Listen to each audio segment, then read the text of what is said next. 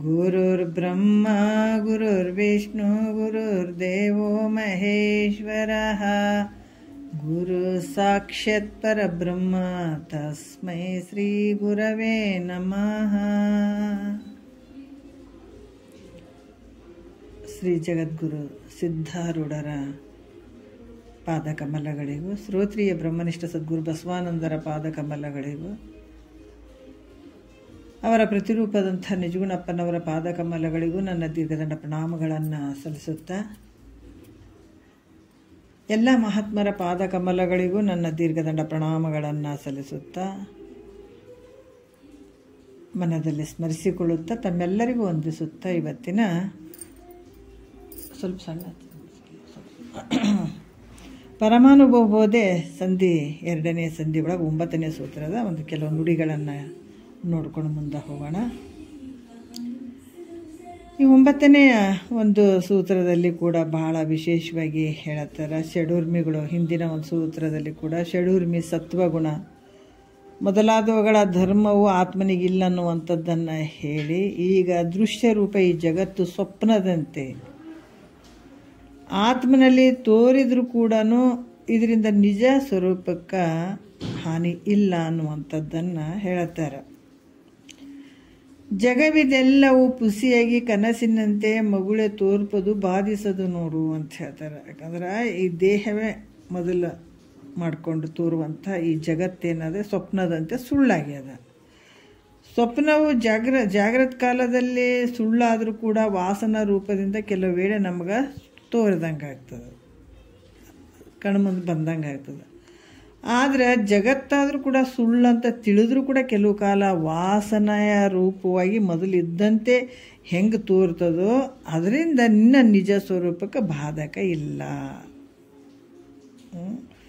ಆದರೆ ಅದು ವಾಸನೆ ಆದರೂ ಕೂಡ ನೀನು ಪ್ರಯತ್ನ ಮಾಡ್ಕೊಳಕ್ಕೆ ಹೋಗೋದೇ ಬೇಕಾಗಿಲ್ಲ, ತನ್ನಷ್ಟಕ್ಕೆ ತಾನೇ ಅದೇನಾಗ್ತದೆ, ನಾಶ ಆಗ್ತದೆ ಅಂತ ಹೇಳ್ತಾರೆ. ಅದು ಪಾಸಿಟಿವ್ ಆಗಿ ಅದನ್ನು ಆಮೇಲೆ ನೋಡಲ್ಲ, ಡಿಸ್ಟರ್ಬ್ ಆಗ್ತದೆ ಸುಮ್ಮನೆ ನನಗೆ.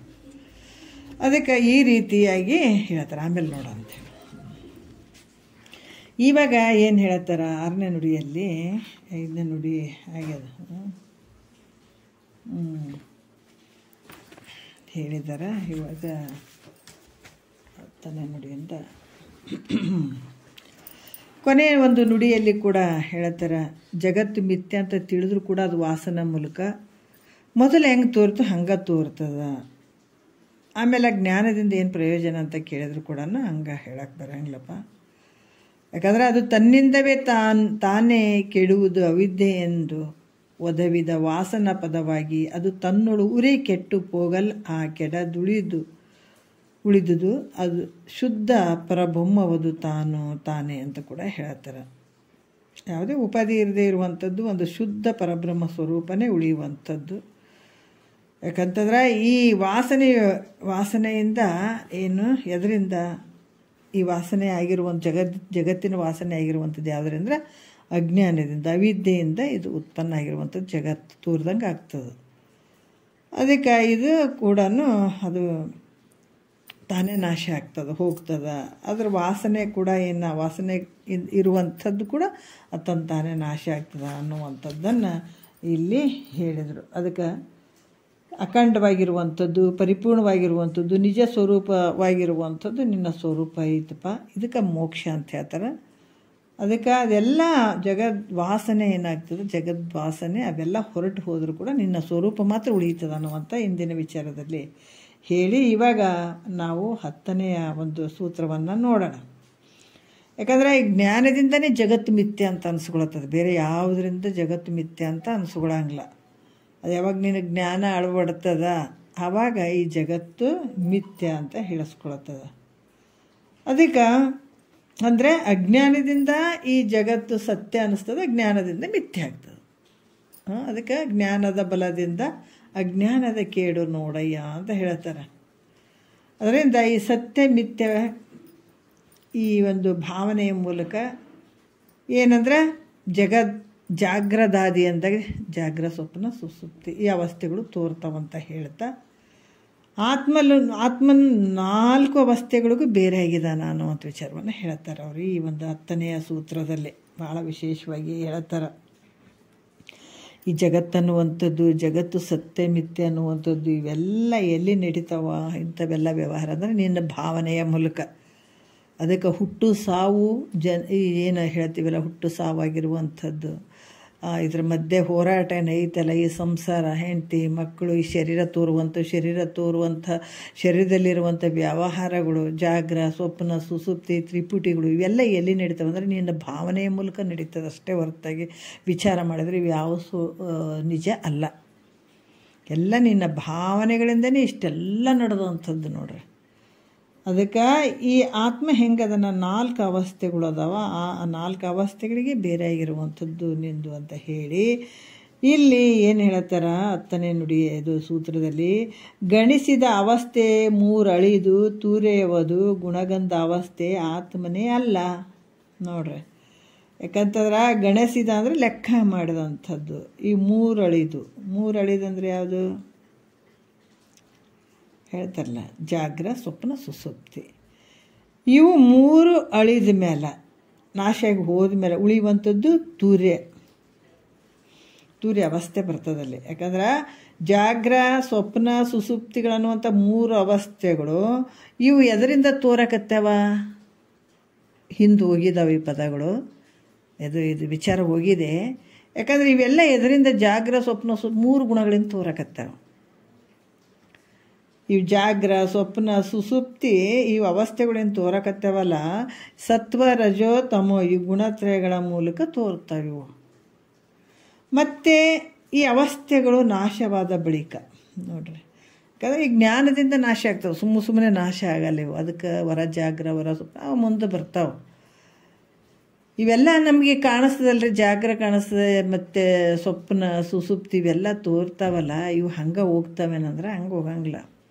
ಇವು ನಾಶ ಆಗ್ಬೇಕಾದ್ರೆ ಜ್ಞಾನನೇ ಬೇಕಾಗ್ತದೆ. ಅದಕ್ಕೆ ಇವು ನಾಶ ಆದ ನಂತರ 4ನೇದು ಯಾವುದು ಅಂದ್ರೆ ತೂರ್ಯ ಅವಸ್ಥೆ ಬರ್ತದೆ. ಇನ್ನು ಮುಂದೆ ಹೇಳ್ಕೊಂಡು ಬರ್ತಾರೆ. 3 ಅವಸ್ಥೆಗಳು ಪ್ರತಿಯೊಬ್ಬರಿಗೆ ಇರ್ತಾವೆ. ಇವು ಅಜ್ಞಾನದ ಅವಸ್ಥೆಗಳು ಎಲ್ಲರಿಗೂ ಇರ್ತವೆ. ಎಂಥವ್ರಿಗೆ ಅವರು ಜ್ಞಾನವನ್ನಾರ ಮಾಡ್ಕೋದಾರೆ ಇರಲಿ, ಏನೇ ಮಾಡಲಿ ಎಲ್ಲರಿಗೂ ಇರುವಂಥ ಅವಸ್ಥೆಗಳು. ಆದ್ರೆ ತೂರ್ಯತೀತ ಅನ್ನುವಂಥದ್ದು ಇದು ಪ್ರಯತ್ನಪೂರ್ವಕವಾಗಿ ಮಾಡ್ಕೊಳ್ಬೇಕಾದಂಥದ್ದು ಅಂತ ಮೊದಲು ಬಂದವ. ಆದರೆ ಈ 3 ಅವಸ್ಥೆಗಳನ್ನು ಬಿಟ್ಟಾಗ ಅವಸ್ಥೆಗಳ ನಾಶ ಆದ ಬಳಿಕ 4ನೇದಾದಂಥದ್ದು ಈ 3 ಅವಸ್ಥೆಗಳು ಅಲ್ಲಿ ಏನೈತೆ ನಾಶ ಆದ ಬಳಿಕ 4ನೇ ಅವಸ್ಥೆ ಯಾವುದು ಅಂದ್ರೆ ಅದು ತೂರ್ಯ ಅವಸ್ಥೆ. ಆ ತೂರ್ಯ ಅವಸ್ಥೆ ಹೆಂಗೈತೆ ಅಂತಂದ್ರೆ, ಕರ್ಪೂರದಾಗ ನಾವು ಏನು ಜೀರಿಗೆನ ಹಾಕಿರಲಿ ಅಥವಾ ಕರ್ಪೂರರ ಹಾಕಿರಲಿ ಅಥವಾ ಹಿಂಗಾರ ಹಾಕಿರಲಿ, ಅದು ತೆಗೆದ್ಮೇಲೆ ವಾಸನೆ ಇರ್ತದೆ ನೋಡ್ರಿ. ಅದು ತೆಗೆದ್ಮೇಲೆ ಬರೀ ವಾಸನೆ ಇರ್ತಲ್ಲ, ಅದು ಗುಣಗಂಧ ಅವಸ್ಥೆ ಅಂತ ಹೇಳಿಸ್ಕೊಳತ್ತದ. ಅದಕ್ಕೆ ಗುಣಗಂಧಾತ್ಮಕ ಅಂದರೆ ಅದು ಗುಣದ ಒಂದು ವಾಸನಾ ರೂಪವಾದಂಥ 4ನೆಯ ತೂರ್ಯ ಅವಸ್ಥೆ ಅಂತ ಹೇಳಿಸ್ಕೊಳತ್ತದ. ಅಲ್ಲಿ ಗುಣಗಂಧಾತ್ಮಕ ಅಂದ್ರೆ ಏನದ ಗುಣದ ಒಂದು ವಾಸನಾ ರೂಪವಾದಂಥದ್ದು 4ನೇ ಅವಸ್ಥೆ ಒಳಗೆ ಇರ್ತದೆ. ಆದ್ರೆ ಅದು ಹೆಂಗೆ ಅನ್ನಿಸ್ತದ? ಅದೇ ನಿಜವಾದ ಆತ್ಮಸ್ವರೂಪ ಐತೇನಪ್ಪ ಅನ್ನಂಗೆ ತೋರ್ತದೆ ಅದು. ಯಾಕಂತಂದ್ರೆ ಇದು ನಾವು ಯಾವಾಗ ಸಾಧನೆ ಮಾಡ್ತಾ ಬರ್ತೀವಲ್ಲ, ಏನು ಡಿಸ್ಟರ್ಬ್ ಆಗುತ್ತೆ ಯಾರು? ಸಾಧನೆ ಮಾಡ್ತಾ ಬಂದಾಗ ಸ್ವಲ್ಪ ಮ್ಯೂಟ್ ಮಾಡಿರಿ. ಹಲೋ, ಸ್ವಲ್ಪ ಮ್ಯೂಟ್ ಮಾಡಿರಿ. ಯಾರು ಗಂಗಪ್ಪ ಅನ್ನೋರು? ಹಾಂ, ಸ್ವಲ್ಪ ಮ್ಯೂಟ್ ಮಾಡಿ, ಶಬ್ದ ಕೇಳಾಕತ್ತದ. ಅದಕ್ಕೆ ಇಲ್ಲಿ ಏನು ಹೇಳ್ತಾರ? ಇಲ್ಲಿ ಏನು ಹೇಳ್ತಾರ ಅಂತಂದ್ರೆ, ಈ ತೂರ್ಯ ಅವಸ್ಥೆ ಅನ್ನುವಂಥದ್ದು ಅಲ್ಲಿ ವಾಸನ ರೂಪವಾದಂಥ 4ನೇಯದು ತೂರ್ಯ ಅವಸ್ಥೆ. ಇಲ್ಲಿ ಕೂಡ ಇದು ಆತ್ಮನ ಸ್ವರೂಪ ಐತೇನಂದ್ರೆ ಇದು ಆತ್ಮನ ಸ್ವರೂಪ ಅಲ್ಲ. ನಾವು ಯಾವಾಗ ಸಾಧನೆ ಮಾಡ್ತಾ ಹೋದಾಗ ಈ ಅವಸ್ಥೆ ನಮ್ಗೆ ಗೊತ್ತಾಗ್ತದೆ. ಯಾಕಂದರೆ ಎಲ್ಲವನ್ನ ಅಲ್ಲಿ ಕಳೆದ ಉಳಿದ ಉಳಿಮೆ ಒಂದು ಇರ್ತದಲ್ಲ, ಅಲ್ಲಿ ಇನ್ನೂ ಏನಿರ್ತದೆ, ನಾನಿನ್ನೂ ಪರಬ್ರಹ್ಮ ಸ್ವರೂಪ ಇದ್ದೀನಿ ಅನ್ನುವಂಥ ಭಾವ ಅಲ್ಲಿ ಇರ್ತದೆ. ಅದು ಒಂದೇ ಇರ್ತದೆ, ಎಲ್ಲ ಹೋಗಿರ್ತದೆ. ಬರೀ ನಾನೇನು ಸಾಕ್ಷಿ ರೂಪವಾಗಿರುವಂಥದ್ದು ಅವಸ್ಥೆ. ಅಲ್ಲಿ ಏನಾಗ್ತದೆ ಅಂದ್ರೆ ನಿಜವಾಗಿ ಆತ್ಮನೇ ಅದಾನೇನು ಅನ್ನಂಗೆ ತೋರ್ತದೆ ಅದು. ಆ ಅವಸ್ಥೆ ಹೆಂಗೆ ತೋರ್ತಂದ್ರೆ ತೂರಿ ಅವಸ್ಥೆ ನಿಜವಾಗಿ ಆತ್ಮನ ಸ್ವರೂಪ ಐತೇನೆ. ಅಲ್ಲಿ ಏನೊಂದು ಇರಂಗಿಲ್ಲ, ಏನು ನಾನೇ ನಾನಾಗಿರುವಂಥದ್ದು ಏನೊಂದು ಇರಂಗಿಲ್ಲ. ಹಂಗಾಗಿ ಅದು ಹಂಗೆ ತೋರಿದ್ರು ಕೂಡ ಅದು ಆತ್ಮ ಸ್ವರೂಪ ಐತೇನು ಅಂದ್ರೆ ಮತ್ತೆ ಅಲ್ಲಿಗೂ ನಿಲ್ಲಂಗಿಲ್ಲ. ನೋಡ್ರಿ ಎಷ್ಟು ಅದ್ಭುತದ. ಅಲ್ಲಿಗೆ ನಿಂತ್ಕೊಂಡ್ಬಿಟ್ರೆ ಮತ್ತೆ ಅಜ್ಞಾನ ಆಗ್ಬಿಡ್ತದೆ ಅದು. ಮತ್ತೆ ಅದನ್ನು ದಾಟಿ ಮುಂದಕ್ಕೆ ಹೋಗ್ಬೇಕು. ಮತ್ತೆ ಎಲ್ಲಿ ಹೋಗ್ಬೇಕು? ತೂರ್ಯ ದಾಟಿ ಮತ್ತೆ ಮುಂದಕ್ಕೆ ಹೋಗ್ಬೇಕು. ಅದಕ್ಕೆ ಅದು ತೂರ್ಯ ಅವಸ್ಥೆ ಕೂಡ ಬ್ರಹ್ಮನಂಗೆ ತೋರ್ತದೆ. ಇಲ್ಲೇ ಆಯ್ತು ಮುಟ್ಟಿದೀವಪ್ಪ ಅನ್ನಂಗೆ. ಹಂಗೆ ಅದು ಕೂಡ ಆತ್ಮ ಸ್ವರೂಪ ಅಲ್ಲ. ಅದು ಹೆಂಗದ? ಅದು ಮಿಥ್ಯನೇ ಅದ. ಅದನ್ನೇ ಮಿಥ್ಯನೇ ಅದ. ಯಾಕಂತಂದ್ರೆ ಅದು ವಾಸನಾತ್ಮಕ ತೂರ್ಯ ಅವಸ್ಥೆದ. ಮತ್ತು ಹೆಂಗಂದ್ರೆ ಈ ಡಬ್ಬಿ ಒಳಗೆ ನಾವು ಜೀರಿಗೆ ಅಥವಾ ಹಿಂಗು ಅಥವಾ ಏನು ಹಾಕಿರ್ತೀವಲ್ಲ, ಅದನ್ನು ಕರ್ಪೂರ ತೆಗೆದ್ಮೇಲೆ ಅದು ವಾಸನೆ ಮೂಲಕ ಇರ್ತದೆ. ಸ್ವಲ್ಪ ದಿವಸ ಆದ್ಮೇಲೆ ತಾನೇ ನಾಶ ಆಗ್ತದಲ್ಲ. ಅದ್ರಂಗೆ ಈ ಉತ್ಪತ್ತಿ ಮತ್ತು ನಾಶ ಇವುಗಳಿಗೆ ಅಧಿಷ್ಠಾನವಾದಂಥ ಯಾವುದು ವಸ್ತು ಅದು ನೀನಾಗಿದೆ. ಯಾವುದಕ್ಕೆ? ಉತ್ಪತ್ತಿಯಾಗಿರುವಂಥದ್ದು ಮತ್ತು ನಾಶ ಆಗುವಂಥದ್ದು ಈ ಅವಸ್ಥೆಗಳಿಗೆ ನೀನೇನಿದೆ ಅಧಿಷ್ಠಾನವಾಗಿರುವಂಥ ವಸ್ತು ಇದೆಯಲ್ಲ, ಅದೇ ನಿನ್ನ ಸ್ವರೂಪಪ್ಪ ಅಂತ ಹೇಳುತ್ತಾರೆ. ಮತ್ತೀಗ ಜಾಗೃತಾದಿ ಅವಸ್ಥೆಗಳ ಬಗ್ಗೆ ಹೇಳ್ತಾರೆ ಒಂದೊಂದು ನುಡಿಯಲ್ಲಿ. ಜಗವಿದು ದಿಟವೆಂಬ ಬಗೆಯ ಜಾಗರಣವು ಆ ಜಗವಿದು ಪುಸಿ ಎಂಬುವುದು ಸ್ವಪ್ನ. ಜಗವಿದೇನೆಂದು ನೋಡದಿರವೇ ಸುಪ್ತಿ. ಮೃಗಮದ ಗಂಧಿ ತಿಳಿಯುವುದಿಂತು ಅಂತ ಹೇಳುತ್ತಾರೆ. ಮೃಗಮದ ಗಂಧಿ ಅಂದರೆ ಕಸ್ತೂರಿಯ ಸುವಾಸನೆ ಉಳ್ಳಂತ ಮೈತ್ರಾದೇವಿಗೂ ವರ್ಣನೆ ಮಾಡ್ತಾರೆ. ಈ ಜಗತ್ತು ಸತ್ಯ ಅನ್ನುವಂಥದ್ದು, ಈ ಭಾವನೆ ಜಾಗೃತ ಅವಸ್ಥೆ. ಜಾಗೃತ ಅವಸ್ಥೆ ಅಂತಂದ್ರೆ ಏನಪ್ಪ ನೋಡ್ರಿ, ಇವೆಲ್ಲ ಭಾವನೆಗಳ ಮೂಲಕ ನಡೆದವ. ನಮ್ಮ ವ್ಯವಹಾರ ಎಲ್ಲಿ ನಡೆದಂದ್ರೆ ನಮ್ಮ ಭಾವನೆಗಳ ಮೂಲಕನೇ ನಡೆದಂಥದ್ದು, ಮನಸ್ಸಿನ ಮೂಲಕ. ಈ ಮನಸ್ಸು ಹೆಂಗೆ ಜಗತ್ತಿನ ತುಂಬ ಆವರಿಸ್ಕೊಂಡ್ಬಿಟ್ಟದಲ್ಲ, ಶರೀರದ ವ್ಯವಹಾರ ಇವೆಲ್ಲ ಎಲ್ಲಿ ನಡೆದವ ಅಂತಂದರೆ ನಿನ್ನ ಭಾವನೆ ಮೂಲಕ ನಡೆದಂಥದ್ದು. ಅದಕ್ಕೆ ಇಲ್ಲಿ ಕೂಡ ಜಗತ್ತು ಸತ್ಯ ಅನ್ನುವಂಥ ಭಾವನೆ ಏನಿರ್ತದೆ ಅದು ಜಾಗೃತ ಅವಸ್ಥೆ ಅನ್ನಿಸ್ತದೆ. ಮತ್ತು ಸ್ವಪ್ನದ ಅವಸ್ಥೆ ಸತ್ಯ ಅಲ್ಲ, ಇದು ಸುಳ್ಳಾದಂತ ಅನ್ನುವಂಥದ್ದೇ ಸ್ವಪ್ನ ಅವಸ್ಥೆ ಅನ್ನಿಸ್ಕೊಳ್ತದೆ. ಮತ್ತು ಸತ್ಯ ಮಿಥ್ಯೆ ಇವೆರಡು ನೋಡ್ರಿ. ಅದಕ್ಕೆ ಜಗವಿದು ದಿಟವೆಂಬ ಬಗೆಯ ಜಾಗರಣವು ಆ ಜಗವಿದು ಪುಸಿ ಎಂಬುದದು ಸ್ವಪ್ನ. ಜಗವಿದೇನೆಂದು ನೋಡದಿರವೇ ಸುಪ್ತಿ. ಇದು ಸತ್ಯ ಅದ ಮಿಥ್ಯ ಅದ, ಜಗತ್ತು ಸತ್ಯ ಅದ ಇದು ಮಿಥ್ಯ ಅದ, ಸುಳ್ಳೈತೆ ಖರೆ ಐತೆ ಅಂತ ಈ ಭಾವನೆಗಳು ಇರದೇ ಇರುವಂಥದ್ದು ಯಾವುದು ತೋರೋದೇ ಇಲ್ಲ. ಈ ನಮ್ಮ ಅನುಭವಕ್ಕದಾವೆಲ್ಲ ನಿದ್ರೆ ಒಳಗೆ ಏನೈತೆ ಆನಂದ ಐತಿಲ್ಲ ನಮ್ಗೆ. ಶ್ಯಾಂಪಲ್ ಅದು, ಬ್ರಹ್ಮಾನಂದದ ಒಂದು ಶ್ಯಾಂಪಲ್ ಅದು. ನಿಜ ಆನಂದನೇ ಬೇರೆ ಐತೆ, ಆದ್ರೆ ಪ್ರತಿಬಿಂಬದ ಆನಂದನೇ ಅಷ್ಟು ಆನಂದದಂದ್ರೆ ನಾವು ಹೇಳ್ತೀವಿ ಇಷ್ಟೆಲ್ಲ ವ್ಯವಹಾರ ಮಾಡಿ ಸಾಕಾಗ್ಯದ ಅಂತೇಳಿ ಮಲಗಿದಾಗ ಶರೀರಕ್ಕೆ ನೋವಿರಲಿ ಮತ್ತು ಏನೋ ಒಂದು ಯಾವುದೋ ಒಂದು ಚಿಂತೆ ಆಗಿರ್ಬೋದು, ಏನೇ ಇದ್ದರೂ ಕೂಡ ಏನಾಗ್ತದೆ ಈ ಜನನ ಮರಣ ಅನ್ನುವಂಥ ಭಯ ಆಗಿರ್ಬೋದು, ಇವೆಲ್ಲ ಸುಸುಪ್ತಿಯಲ್ಲಿ ಅದಾವೇನು ಈ ಸಂಸಾರದ ವ್ಯವಹಾರ ಮಾಡುವಂಥದ್ದು ಅಂದರೆ ಯಾವುದೂ ಇಲ್ಲ. ಯಾಕಿಲ್ಲ? ಅಲ್ಲಿ ಮನಸ್ಸಿಲ್ಲ, ಯಾವ ಇಂದ್ರಿಯಗಳ ಸಂಬಂಧನೂ ಇಲ್ಲ ಅಲ್ಲಿ. ಹಾಗಾಗಿ ಭಾಳ ದೊಡ್ಡ ಆನಂದ. ಅಷ್ಟೇ ವ್ಯವಹಾರ ಮಾಡೋರು ಹುಟ್ಟಿನಿಂದ ಸಾಯೋವರೆಗೂ ಈ ನಿದ್ರೆ ಆನಂದವನ್ನು ಎಲ್ಲರೂ ಅನುಭವಿಸ್ತೀವಿ. ಅದು ನಿದ್ರೆ ಆನಂದ ಆದಮೇಲೆ ಅಬ್ಬಾಬಾ ಇವಾಗ ಸ್ವಲ್ಪ ರೆಸ್ಟ್ ಆಗಿದೆ ರೀ, ಇವಾಗ ಪರವಾಗಿಲ್ಲ ರೀ, ಸುಸ್ತಿಲ್ಲ ಅಂತೀವಿ. ಮತ್ತು ಬರೀ ಪ್ರತಿಬಿಂಬದ ಆನಂದದಾಗೆ ಇಷ್ಟು ಶಕ್ತಿ ಅದಂದರೆ ಬಿಂಬ ಆನಂದ ಹೆಂಗಿರ್ಬೋದು? ಅದು ದೊಡ್ಡ ಆನಂದ ಅದು. ನೀ ಬರೀ ಕಣ್ಣರ ತೆಗಿ, ಕಣ್ಣರ ಮುಚ್ಚು, ನೀ ಏನು ಮಾಡಿದ್ರು ಕೂಡ ಅದು ದೊಡ್ಡ ಆನಂದ ಅದು. ಅಂಥ ಅದ್ಭುತವಾದಂಥ ಒಂದು ಅನುಭವ ನಿನಗಾಗ್ತದೆ, ಅಂಥ ಆನಂದ.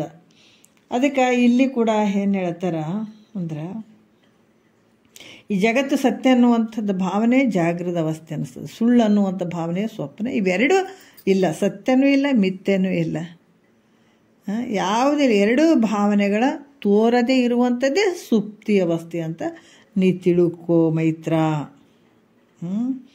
ಎರಡನೇ ನುಡಿಯಲ್ಲಿ ಹೇಳ್ತಾರ, ಏನು ಹೇಳ್ತಾರ, ಇವು ಮೂರವಸ್ಥೆ ಬಾಹ್ಯವೆನಿಪ್ಪ ದೃಶ್ಯಗಳಿವ ನುರೆ ತನಗನ್ಯಬಹುದೆಂದು ವಿವರಿಸಿ ಕಾಣ್ಬಾತನಿಗೆ ದ್ರಷ್ಟನೆಂಬ ನಾಮವು ಸಲ್ಲುವುದು ಅಂಬುಜಾಯತ ನೇತ್ರೆ ಅಂತ ಹೇಳ್ತಾರೆ ಅವರು. ಅಂಬುಜಾಯತ ನೇತ್ರೆ ಅಂದರೆ ಕಮಲದ ಕಣ್ಣುಗಳುಳ್ಳಂಥ ಮೈತ್ರಾದೇವಿಯೇ. ಈ ಮೂರು ಅವಸ್ಥೆಗಳು ಯಾವ ಮೂರು ಅವಸ್ಥೆ? ಜಾಗ್ರ, ಸ್ವಪ್ನ, ಸುಸುಪ್ತಿ. ಈ ಮೂರು ಅವಸ್ಥೆಗಳು ಇವೆಲ್ಲ ತಿಳಿಸಿಕೊಡ್ತಾವೆ. ಜಾಗ್ರನೂ ನೀನೇ ತಿಳ್ಕೊಳ್ತಿದ್ದಿ, ಸ್ವಪ್ನನೂ ನೀನೇ ತಿಳ್ಕೊಳ್ತಿದ್ದಿ, ಸುಸುಪ್ತಿನೂ ಕೂಡ ನೀನೇ ತಿಳ್ಕೊಳ್ತಿ. ಅದಕ್ಕೆ ಇವು ದೃಶ್ಯಗಳಂತ ತನಗನ್ಯಬಹುದೆಂದು ನೋಡ್ರಿ. ಇವೆಲ್ಲ ಏನದಾವ ದೃಶ್ಯವಾಗಿ ಏನು ತೋರ್ತಾವ ಅವೆಲ್ಲ ನಿನಗೆ ಅನ್ಯ ಅದ, ಹೌದಿಲ್ಲ? ಇವು ಬಹಳಷ್ಟು ಸ್ವಲ್ಪ ವಿಚಾರಕ್ಕೆ ತಗೊಂಡಾಗ ನಮ್ಗೆ ಅನುಭವಕ್ಕೆ ಬರ್ತಾವೆ. ಪ್ರತಿಯೊಂದು ನಿನ್ನ ಬಿಟ್ಟು ದೃಶ್ಯವಾಗಿ ಕಾಣ್ತಾ ಇದ್ದಾವಲ್ಲ ಇವು ಎಲ್ಲವೂ ನಿನಗೆ ಅನ್ಯ ಅದಾವ, ಅಂದರೆ ಭಿನ್ನದ, ಬೇರೆಯೇ ಅದಾವ ನಿನಗೆ. ಅದಕ್ಕೆ ಇಲ್ಲಿ ಕೂಡ ಹೇಳ್ತಾರೆ ಅವರು ಯಾವ ರೀತಿ ತನಗನ್ಯಬಹುದೆಂದು ವಿವರಿಸಿ ಕಾಣ್ಬಾತನಿಗೆ. ಇವೆಲ್ಲ ಜಗತ್ತಿನ ದೃಶ್ಯವಾದಂಥ ವಸ್ತುಗಳು ಇವು ನಾನಲ್ಲ, ಇವು ನನಗೆ ದೃಶ್ಯವಾಗಿ ತೋರ್ತಾವಂತ ವಿವರಿಸಿ ಅಂದರೆ ವಿಚಾರ ಮಾಡಿ ಯಾರು ಕಾಣ್ತಾರ ಆತನಿಗೆ ದ್ರಷ್ಟ ಅಂತ ಹೇಳ್ತಾರೆ. ಇದು ಇವೆಲ್ಲದಕ್ಕೂ ನೋಡ್ರಿ ಎಷ್ಟು ಅದ್ಭುತದ ಗುರುವಾಕ್ಯಗಳು ಅಂತಂದ್ರೆ ಭಾಳ ಕೆಲಸ ಮಾಡ್ತಾವೆ ಗುರುವಾಕ್ಯಗಳು. ಕೇಳೋದು ಒಂದು ಭಾಗ್ಯ ಬೇಕಷ್ಟೇ, ದೊಡ್ಡ ಕೆಲಸ ಮಾಡ್ತಾವೆ ಇವು. ಅದಕ್ಕೆ ಇಲ್ಲಿ ಕೂಡ ಏನು ಹೇಳ್ತಾರೆ, ಯಾವ ದೃಶ್ಯವಾಗಿ ಇವು ಎಲ್ಲ ನನಗೆ ಅನ್ಯ ಅದಾವ ಅಂತ ನಾವು ಸಾಕ್ಷಿ ರೂಪವಾಗಿ ನೋಡುವಂಥದ್ದು. ಪ್ರತಿಯೊಂದು ಮನೇಲಿ ನೀವು ಸಾಮಾನುಗಳು ಎಲ್ಲವನ್ನು ನೋಡ್ರಿ, ಹೊರಗಿನ ಬಾಹ್ಯದಲ್ಲಿ ನಮ್ಮ ಶರೀರದ ಒಳಗಡೆ ನಾವು ಪ್ರತಿಯೊಂದನ್ನು ಸಾಕ್ಷಿ ರೂಪವಾಗಿ ನೋಡುವಂಥ ನಾನು ಯಾರದೀನಿ, ದೃಶ್ಯವಾಗಿ ಇವೆಲ್ಲ ನನಗೆ ತೋರ್ತಾವ, ಇವು ನನಗೆ ಅನ್ಯ ಅದಾವ ಅಂತ ಯಾರು ವಿವರಿಸಿ ಅಂದರೆ ವಿಚಾರ ಮಾಡಿ ಕಾಣ್ತಾನಲ್ಲ ಆತಗೆ ದ್ರಷ್ಟ ಅಂತ ಹೇಳ್ತಾರೆ. ಈ ಹೆಸರು ಬಂದದ ಅಂತ ಕೂಡ ಹೇಳ್ತಾರೆ. ಮತ್ತು ಈಗ ದೃಶ್ಯ ಮತ್ತು ದ್ರಷ್ಟ ಇವೆರಡುಗಳು ಇವೆಲ್ಲ ಎರಡು ಭೇದಗಳು ತೋರ್ತಾವೆ, ಹೌದಿಲ್ಲ? ದೃಶ್ಯ ಮತ್ತು ದ್ರಷ್ಟ. ದೃಶ್ಯ ಅಂತ ಅರಿಸಿಕೊಳ್ಳುವಂಥದ್ದು, ದ್ರಷ್ಟ ಅಂದರೆ ನೋಡುವಂಥವನು. ಅರ್ಥ ಇದೆಯಲ್ಲ? ಮೂರನೇ ನುಡಿಯಲ್ಲಿ ಹೇಳ್ತಾರೆ. ಯಾಕಂದ್ರೆ ಈ ದ್ರಷ್ಟನಿಗೆ ಏನಾಗ್ತದೆ ನೋಡೋಣ ಮೂರನೇ ನುಡಿಯಲ್ಲಿ. ಈ ಅವಸ್ಥೆಗಳನ್ನು ಅಭ್ಯಾಸ ಯೋಗದೆ ತೋರಲಿಯದಡಗಿಸಲ್ ಆ ದ್ರಷ್ಟಂಗೆ ಮಾಯಕ್ಕೆ ದೇಹವಾಗಳ್ ಸಮನಿಪುದೆಲೆ ಪ್ರಿಯತಮೆ ನೋಡದಂತರ ದೃಶ್ಯ ಅಂತ ಹೇಳ್ತಾರೆ ಅವರು. ಅದೇನಂಗದ ಅಂತರ್ದೃಶ್ಯ ಅಂತ ಕೂಡ ಹೇಳ್ತಾರೆ. ನೋಡು ಅದು ಅಂತರ್ದೃಶ್ಯ. ನೋಡ್ರಿ ಈ ಅವಸ್ಥೆಗಳು ಅಂದರೆ ಈ ಅವಸ್ಥೆಗಳು ಅಂತಂದ್ರೆ ಏನು? ಜಾಗ್ರ, ಸ್ವಪ್ನ, ಸುಸುಪ್ತ, ಜಾಗ್ರದಾದಿ ಅವಸ್ಥೆಗಳು. ಇಲ್ಲಿ ಏನಾಗ್ತದ, ಈ ಮೂರು ಅವಸ್ಥೆಗಳು ಇವುಗಳನ್ನು ಅರಿಯುವಂಥವನು ದ್ರಷ್ಟ.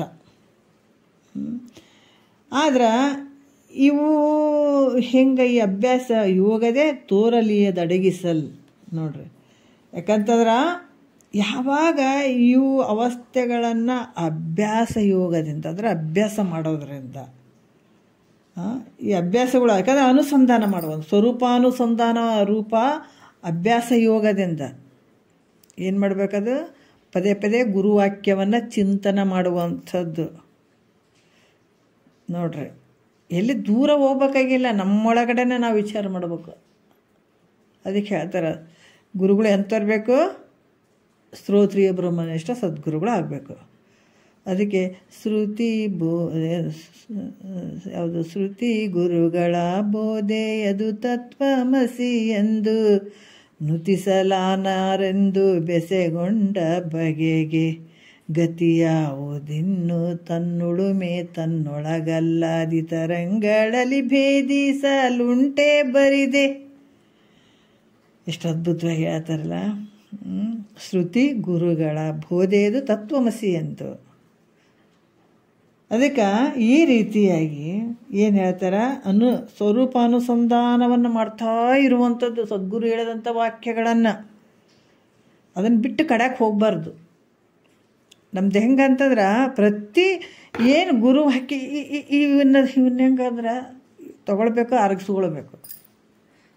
ಪ್ರತಿ ಸ್ವರೂಪದ ಅನುಸಂಧಾನವನ್ನು ಮಾಡ್ತಾನೆ ಇರಬೇಕು. ಪದೇ ಪದೇ ಪದೇ ಪದೇ ಮಾಡ್ತಾ ಇದ್ದಾಗ ಈ ಅಭ್ಯಾಸ ರೂಪಯೋಗದಿಂದ ನೋಡ್ರಿ ಆ ದ್ರಷ್ಟನಿಗೆ ಏನಾಗ್ತದ,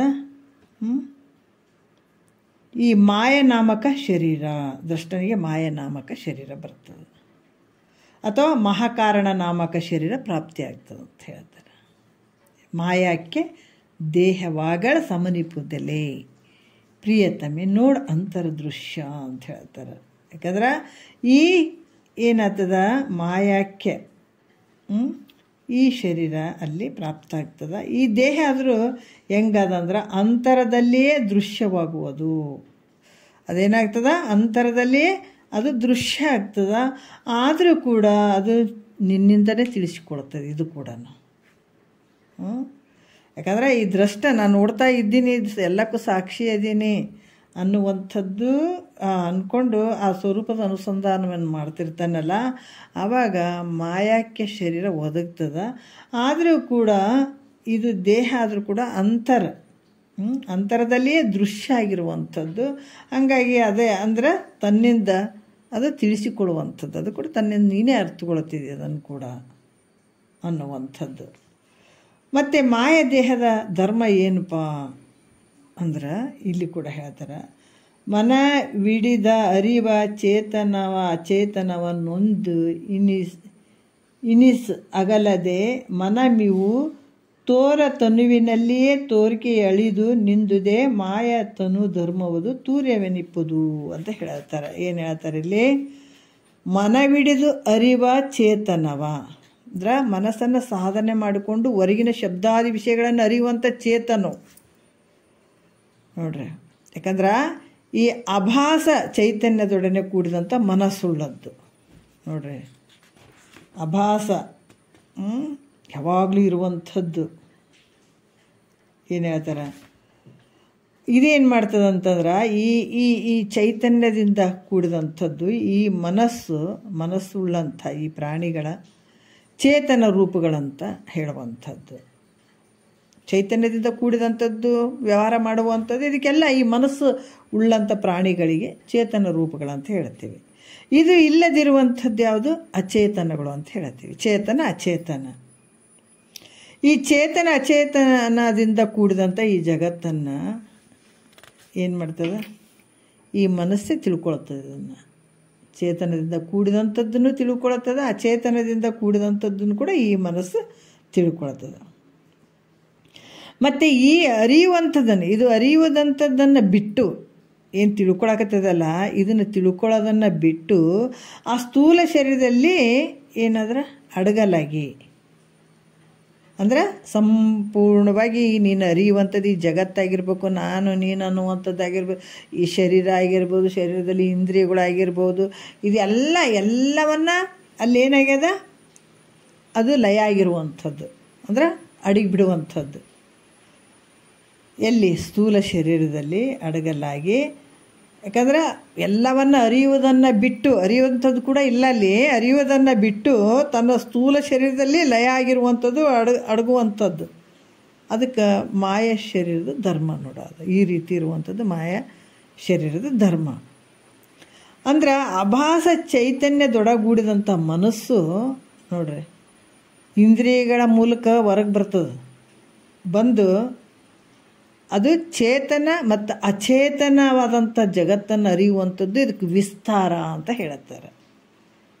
ವಿಸ್ತಾರ ಅಂದ್ರೆ ಗೊತ್ತಾಯ್ತಲ್ಲ, ಒಂದು ನಕಾಶೆ ಇರ್ತದಲ್ಲ,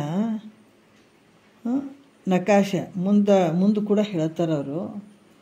ಈ ನಕಾಶೆ ಇರುವಂಥದ್ದು ನಾವು ಮಡಿಸ್ತೀವಿ. ಅದನ್ನು ಯಾವಾಗ ಆ ನಕಾಶೆ ಇರುವಂಥದ್ದು ಮಡಚಿ ಒಂದು ಪೇಜಿನ ಥರ ಆಗಿರ್ತದೆ.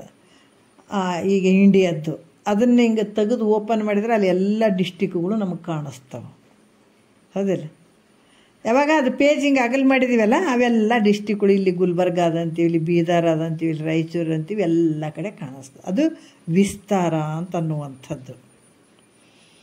ಈ ರೀತಿ ಈ ಚೈತನ್ಯ ಏನು ಮಾಡ್ತದ, ಅಭಾಸ ಚೈತನ್ಯವಾದಂಥದ್ದು ಗೂಡಿದಂಥ ಮನಸ್ಸು, ಚೈತನ್ಯದೊಡನೆ ಗೂಡಿದಂಥ ಈ ಮನಸ್ಸು ಇಂದ್ರಿಯಗಳ ಮೂಲಕ ಹೊರಗೋಗಿ ಇಡೀ ಜಗತ್ತಿನ ಚೇತನ ಅಚೇತನವಾದಂಥ ಜಗತ್ತನ್ನು ಅರಿಯುವಂಥದ್ದಕ್ಕೆ ವಿಸ್ತಾರ ಅಂತ ಹೇಳ್ತಾರೆ. ಎಲ್ಲವನ್ನು ಅರಿತದದು. ಯಾವುದು ಚೇತನದಲ್ಲಿರುವಂಥದ್ದು ಎಲ್ಲವನ್ನು, ಅದಕ್ಕೆ ವಿಸ್ತಾರ ಅಂತ ಹೇಳ್ತಾರೆ. ಮತ್ತು ಅರಿಯುವುದನ್ನು ಬಿಟ್ಟು ನೋಡ್ರಿ, ಸ್ವಲ್ಪ ಸೂಕ್ಷ್ಮದ ವಿಚಾರ, ಇದನ್ನು ತಿಳ್ಕೊಳ್ಳೋದನ್ನು ಬಿಟ್ಟು ಮೂಲ ಕಾರಣದಲ್ಲಿ ಅಡಗಿದಾಗ, ಇದು ತಿಳಿಯೋದು ಬಿಟ್ಕೇಸಿ ಎಲ್ಲಿ ಅಂತಂದ್ರೆ ಮೂಲ ಕಾರಣದಲ್ಲಿ ಅಡಗಿದಾಗ ಅದು ಸಂಕೋಚ ಅಂತ ಹೇಳಿಸ್ಕೊಳುತ್ತೆ. ಮತ್ತು ಅದನ್ನು ಮಡಚಿದಾಗ ಹಿಂಗೆ ಮುಚ್ಚಿಬಿಡ್ತೀವಿ ನೋಡ್ರಿ, ಹಿಂಗೆ ಮುಚ್ಚಿ ಮತ್ತು ಈ ಮಡಚಿಕೆ ಇಟ್ಕೊಳ್ದಾಗ ಅವಾಗೆಲ್ಲ ಏನಾಗ್ತಾವ, ಹಿಂಗೆ ಒಳಗಾಗಿಬಿಡ್ತಾವೆ ಅಷ್ಟು ಹಿಂಗೆ ಮಡಿಸ್ಕೊಂಡಾಗ. ಅದಕ್ಕೇನು ಹೇಳ್ತಾರೆ, ಎಲ್ಲ ಮೂಲ ಕಾರಣದಲ್ಲಿ ಅಡಗಿಬಿಡ್ತಾವಲ್ಲ, ಅದಕ್ಕೇನು ಹೇಳ್ತಾರೆ, ಸಂಕೋಚ ಅಂತ ಕೂಡ ಹೇಳ್ತಾರೆ. ಈ ರೀತಿ ಸಂಕೋಚ ಅಂತ. ಈ ಸಂಕೋಚ ಮತ್ತು ಸಂಕೋಚ ವಿಸ್ತಾರ ಇವೆರಡು ಮಾಯಾ ಶರೀರದ ಧರ್ಮಗಳಾಗಿದ್ದಾವೆ ನೋಡು. ಮತ್ತು ಅರಿಯುವಂಥದ್ದು ಎಲ್ಲವನ್ನ ಬಿಟ್ಟು ತನ್ನ ಮೂಲ ಕಾರಣದಲ್ಲಿ ಹೋಗಿ ಕೂತ್ಕೊಂಡ್ಬಿಡೋದು. ಈಗ ಕೋಳಿ ಮುಂಜಾನೆ ಏನದಾವ, ಆ ಮರಿಗಳನ್ನೆಲ್ಲ ದುಬು ದುಬು ದುಬು ಅಂತ ಬಿಟ್ಗಳೇ ಅದೇನದ ವಿಸ್ತಾರ ಆಗ್ತದೆ, ಎಲ್ಲ ಕಡೆ ತಿರುಗಾಡೋದು. ಮತ್ತು ರಾತ್ರಿ ಓಸು ಬಂದ್ಕೇಸಿ ಅದು ಮೂಲ ಕಾರಣ ಏನಾದ ಅದರಲ್ಲಿ ಅಡಗಿಬಿಡ್ತದೆ, ಅದು ಸಂಕೋಚ ಅಂತ ಹೇಳ್ತಾರೆ. ಇದು ಯಾವುದ್ರದ್ದು ಅಂದ್ರೆ ಮಾಯಾ ಶರೀರದ ಧರ್ಮ. ಇದು ಹೊರಗಡೆ ಬಾಹ್ಯದಲ್ಲಿ ತಿರುಗಾಡುವಂಥದ್ದು ಮತ್ತು ಒಳಗಡೆ ಬಂದು ಕೂತ್ಕೊಳ್ಳೋದು, ಇದೆಲ್ಲ ಮಾಯಾ ಧರ್ಮದ ಒಂದು ಕಾರ್ಯಗಳು. ಇವೆಲ್ಲ ಮಾಯಾ ಶರೀರದ ಧರ್ಮಗಳು. ಇದು ಈ ರೀತಿ ಇವೆರಡು ಮಾಯಾ ಶರೀರದ ಧರ್ಮಗಳಾಗಿರ್ತಾವನ್ನುವಂಥ ಭಾವ. ಇದು ಹೆಂಗೆ ಅನ್ನಿಸ್ತದೆ ಅಂದರೆ ತೂರ್ಯ ಅನಿಸುವಂಥದ್ದು. ಇದು ತೂರ್ಯ ಎಲ್ಲ ಮೂಲ ಕಾರಣದಲ್ಲಿ ಅಡಗಿಬಿಟ್ಟಿರ್ತವೆ, ಯಾವುದೂ ಇಲ್ಲ ಅಲ್ಲಿ. ಇದು ಮಾಯಾ ಶರೀರದ ಧರ್ಮ, ಇದು ತೂರ್ಯ ಅಂತ ಹೇಳಿಸ್ಕೊಳ್ತದೆ. ತೂರ್ಯ ಅವಸ್ಥೆ ಹೆಂಗದ ಅನ್ನುವಂಥದ್ದು ಮತ್ತು ಇನ್ನೂ ಒಂದು ಚೂರು ಹೇಳ್ತಾರೆ 5ನೇ ನುಡಿಯಲ್ಲಿ. ತೋರುವ ಕಪಟದ 3 ಅವಸ್ಥೆಗಳನ್ನು ತೋರುವ ಅರಿವ ನಡಗಿಸಲೇನು ತೋರದೆ ನಿಸ್ತರಂಗ ಅಂಬುದಿ ಅಂತಿರೆ ತೋರುತ್ತಿರುಪುದು ತೂರ್ಯ ಪದವದು. ನೋಡ್ರಿ, ತೋರುತ್ತಿರುಪುದು ತೂರ್ಯ. ಯಾಕಂದ್ರೆ ತೋರುವ ಅಂದರೆ ಪ್ರತೀತಿಯಾಗಿರುವಂಥದ್ದು, ಕಪಟ ಅಂದ್ರೆ ಅವು ಒಂದ್ರೊಳಗೆ ಒಂದಿಲ್ಲ. ಯಾಕಂತಂದ್ರೆ ಈ ಜಾಗ್ರ, ಸ್ವಪ್ನ, ಸುಸುಪ್ತಿ 3 ಅವಸ್ಥೆಗಳು ಒಂದು ಕಾಲದಲ್ಲಿ ಒಂದಿದ್ದಾಗ ಇನ್ನೊಂದು ಇರೋಂಗಿಲ್ಲ. ಜಾಗ್ರದಲ್ಲಿ ಸ್ವಪ್ನ ಇಲ್ಲ, ಸ್ವಪ್ನದಲ್ಲಿ ಸುಸುಪ್ತಿ ಇಲ್ಲ, ಎರಡು ಬೇರೆ, ಎಲ್ಲ 3 ಭಿನ್ನ ಭಿನ್ನ ಭಿನ್ನ ಅದಾವೆ. ಅದಕ್ಕೆ ಇವಕ್ಕೇನು ಹೇಳ್ತಾರೆ, ಕಪಟ ರೂಪಗಳಾಗಿರುವಂಥವು ಅವಸ್ಥೆಗಳು. ಯಾಕೆ ಒಂದ್ರಾಗ ಎಚ್ಚರಾಗಿವಪ್ಪ, ನಿದ್ದೆ ಹತ್ತದಂತೀವೇನು ನಾವು, ಜೋರು ನಿದ್ದೆ, ಕನಸು ಬಿದ್ದದ್ರಿ ಅಂತ ಮಾತಾಡ್ಕೊಂತ ಕನಸು ಬಿದ್ದದ್ರಿ ಅಂತೀವೇನ, ಜಾಗ್ರದ ಅವಸ್ಥೆ ಒಳಗೆ ಕನಸು ಬಿದ್ದದಂತೀವೇನು, ಇಲ್ಲ. ಜಾಗ್ರದ ಸಂಪೂರ್ಣ ಲಯ ಆಗಬೇಕು, ಸ್ವಪ್ನ ಅವಸ್ಥೆ ಬರ್ತದೆ. ಸ್ವಪ್ನ ಅವಸ್ಥೆ ಸಂಪೂರ್ಣ ಲಯ ಆಗಬೇಕು, ಅವಾಗ ಸುಸುಪ್ತಿ ಅವಸ್ಥೆ ಬರ್ತದೆ. ಅದಕ್ಕೆ ಇವು ಹೆಂಗಾದವ, ಇವು ಕಪಟ ರೂಪಗಳಿಂದ ಕೂಡಿದಂಥವು ಈ ಅವಸ್ಥೆಗಳು. ಈ ಅವಸ್ಥೆಗಳನ್ನು ಅರಿಯುವಂಥ ಯಾರು ಅಂದರೆ ವಿಶ್ವಾದಿ ಜೀವರು. ಈ ಅವಸ್ಥೆಗಳನ್ನು ಅರಿಯುವಂಥವ್ರು ಯಾರು? ವಿಶ್ವ, ತೈಜಸ್ಸು, ಪ್ರಾಜ್ಞೆ ಅನ್ನುವಂಥ ಜೀವರಗಳು. ಆದರೆ ಇವು ಏನಾರು ಅದಾವೇನು ಅಂದರೆ ಇವೇನೊಂದು ಇಲ್ಲ, ಯಾವ ಒಂದು ವ್ಯವಹಾರನೂ ಇಲ್ಲ ಅಲ್ಲಿ. ಹೆಂಗಿದೆ ಅಲ್ಲಿ ಯಾವ ವ್ಯವಹಾರ ಇಲ್ಲದೆ ಇವೆಲ್ಲ ನಮ್ಮಲ್ಲಿರುವಂಥವು ನೋಡ್ರಿ. ಯಾವುದಿಲ್ಲ, ಯಾವ ಇಂದ್ರಿಯಗಳ ಸವಾಸನೂ ಇಲ್ಲ ಇಲ್ಲಿ. ಇದು ಏನೊಂದು ತೋರದೆ ಹೆಂಗದಲ್ಲಿ ನಿನ್ನ ಅವಸ್ಥೆಯಲ್ಲೇ ಏನೈತಿದೆ, ತೋರದೆ ತೆರೆ ಅಡಗಿದ ಸಮುದ್ರದಂತೆ. ಈ ತೆರೆಗಳೇ ಇಲ್ಲ, ನಿಶ್ಚಿಂತೆಯಾಗಿರುತ್ತೆ ಸಮುದ್ರ, ಯಾವ ತೆರೆಗಳು ಇಲ್ಲ. ಅದಕ್ಕೆ ಆ ರೀತಿಯಾಗಿ ಇದಕ್ಕೇನು ಹೇಳ್ತಾರೆ, ತೂರ್ಯ ಅವಸ್ಥೆ ಅಂತ ಹೇಳ್ತಾರೆ. ಇದಕ್ಕೇನು ಹೇಳ್ತಾರೆ, ತೂರ್ಯ ಅವಸ್ಥೆ ಅಂತ ಕೂಡ ಹೇಳ್ತಾರೆ. ಏನಿಲ್ಲ, ಸುಮ್ಮನೆ ತಾನಾಗಿರುವಂಥದ್ದು.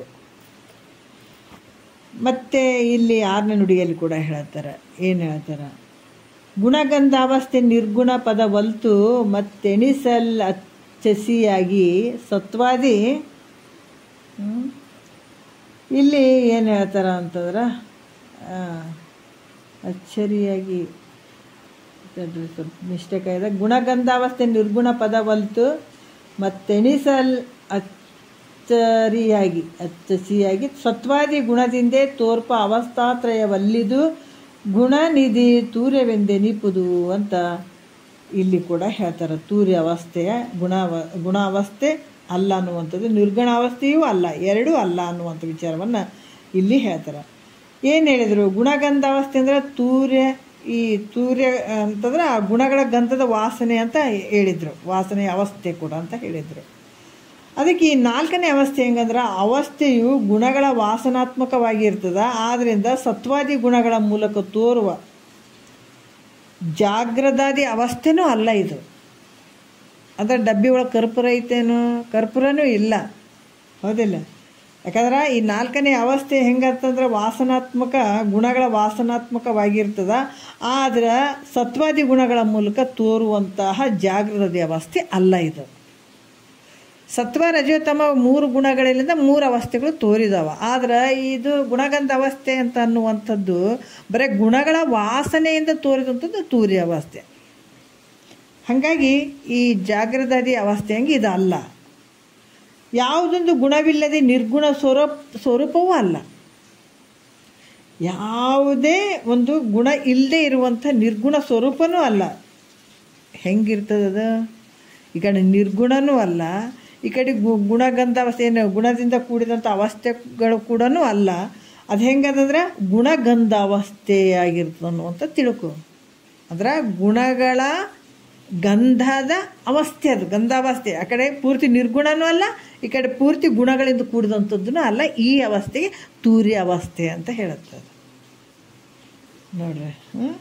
ಮತ್ತು 7ನೇ ನುಡಿಯಲ್ಲಿ ಹೇಳ್ತಾರೆ, ಮತ್ತು ತೂರ್ಯ ಅವಸ್ಥೆಯ ಸ್ವರೂಪವನ್ನು ಹೇಳ್ತಾರೆ. ಇದು ಭಾಳ ಮುಖ್ಯವಾಗಿರುವಂಥದ್ದು, ಇದು ಪ್ರಯತ್ನ ಪಟ್ಟು ತಿಳ್ಕೊಳ್ಬೇಕಾಗಿರುವಂಥದ್ದು, ಭಾಳ ವಿಶೇಷವಾಗಿ ಹೇಳ್ತಾರೆ ಅವರು. ಅದು ಮಾಯೋಪಾದಿ ಎಂಬುದ ಅವಸ್ಥಾ ಆ ವಾಸನ ಪದವು ಆ ಪ್ರಯತ್ನಗಳಿಲ್ಲದೆ ಉದಿಸುವ 3 ಅವಸ್ಥೆಗಳು ಅಳಿದು ಉಳಿದಿರುವುದು ತಾನ ಅಭ್ಯಾಸ ಸಂಜನಿತವು ಅಂತ ಹೇಳ್ತಾರೆ. ಅಂದರೆ ಅದು ತೂರ್ಯ ಅವಸ್ಥೆವು. ಅದಕ್ಕಂದ್ರೆ ಅದು ಮಾಯೋಪಾದಿ ಎಂಬ ಅವಸ್ಥಾ ನೋಡ್ರಿ. ಅಂದ್ರೆ ಮಾಯ ಉಪಾಧಿ ಇರುವಂಥದ್ದು. ಈ ತೂರ್ಯ ಅವಸ್ಥೆಯು ಹೆಂಗದಪ್ಪ ಅಂದ್ರೆ ಮಾಯ ಉಪಾದಿಯಿಂದ ಕೂಡಿದ್ದದು. ತೂರ್ಯ ಅವಸ್ಥೆ ಹೆಂಗದಲ್ಲಿ ಮಾಯ ಉಪಾದಿಯಿಂದ ಕೂಡಿದ್ದು, ಮತ್ತು ಜಾಗೃತಿ ಅವಸ್ಥೆಗಳು ಗುಣಾತ್ಮಕವಾಗಿರ್ತಾವೆ. ಇದು ಇಲ್ಲಿ ಏನಾಗಿರ್ತದೆ? ಬರೀ ಮಾಯ ಒಂದೇ ಇರ್ತದೆ ಇಲ್ಲಿ, ಎಲ್ಲಿ? ತೂರ್ಯ ಅವಸ್ಥೆಯಲ್ಲಿ. ಆದರೆ ಜಾಗೃತಾದಿ ಅವಸ್ಥೆಗಳು ಹೆಂಗದಂದ್ರೆ ಗುಣಾತ್ಮಕದಿಂದ ಕೂಡಿದಾವೆ. ಅಲ್ಲಿ ಜಾಗ್ರ ಸ್ವಪ್ನ ಸುಸುಪ್ತಿ ಗುಣಗಳಿಂದ, ಇದು ಸತ್ವ ರಜೋ ತಮ ಗುಣಗಳಿಂದ ಈ ಅವಸ್ಥೆಗಳು ತೋರ್ತಾವೆ. ಆದ್ರೆ ಗುಣಗಂಧ ಅವಸ್ಥೆಯನ್ನು ಹೇಳಿದಾರಲ್ಲ, ಇದು ಅವಸ್ಥೆ ಹೆಂಗೈತಪ್ಪ ಅಂದ್ರೆ ಮಾಯ ಉಪಾಧಿಯಿಂದ ತೂರ್ಯ ಅವಸ್ಥೆ ತೋರ್ದಂಗೆ ಆಗ್ತದೆ. ಮತ್ತು ಇದು ಹೆಂಗಂದ್ರೆ ಗುಣಗಂಧಾವಸ್ಥೆ. ಗುಣಗಂಧ ಅಂದ್ರೆ ಗೊತ್ತದಲ್ಲ, ಗುಣ ಗಂಧಾವಸ್ಥೆ ಅಂದರೆ ಅದು ವಾಸನೆ ಅಷ್ಟೇ. ಕರ್ಪೂರ ತೆಗೆದುಬಿಟ್ಟಿವಿದೆ ಡಬ್ಬಿ ಒಳಗೆ, ಕರ್ಪೂರ ವಾಸನೆ ಇರ್ತಲ್ಲ, ಹಂಗೆ ಗುಣಗಳ ಗಂಧಾವಸ್ಥೆಯಿಂದ ಕೂಡಿದಂಥದ್ದು.